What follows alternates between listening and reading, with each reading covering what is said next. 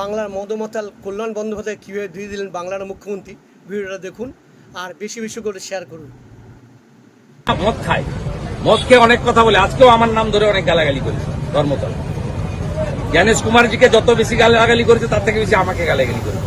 আর কল্যাণ ব্যানার্জি শুনে রাখুন, আমাকে মমতা ব্যানার্জি তৈরি করেনি।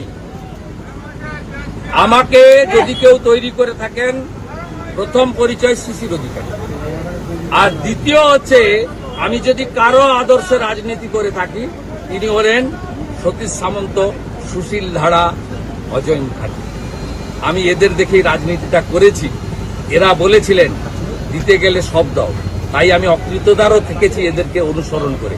আমি ত্রুটিমুক্ত মানুষ, এদের মতো ত্রুটিহীন মানুষ নয়, আমারও ভুল ত্রুটি আছে।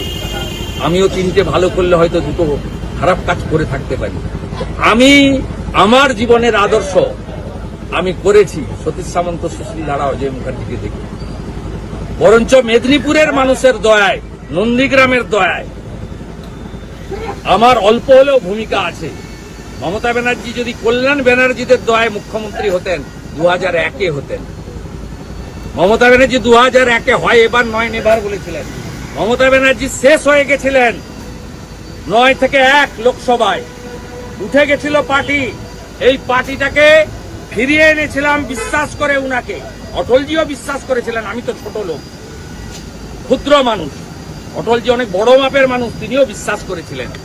যদি নন্দীগ্রাম না হতো, মেদিনীপুর না থাকতো, আর এই গদ্দার মির্জাফর যাকে বলেন, সবচেয়ে বড় গদ্দার মির্জাফর মমতা ব্যানার্জি।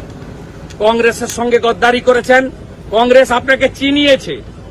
অটল বিহারী বাজপেয়ী আপনাকে আশ্রয় দিয়েছে, আপনি বিজেপির সঙ্গে গদ্দারি করেছেন। গোটা ভারতের লোক জানে মির্জাফর গদ্দার যদি কেউ হয় তার নাম মমতা বন্দ্যোপাধ্যায়।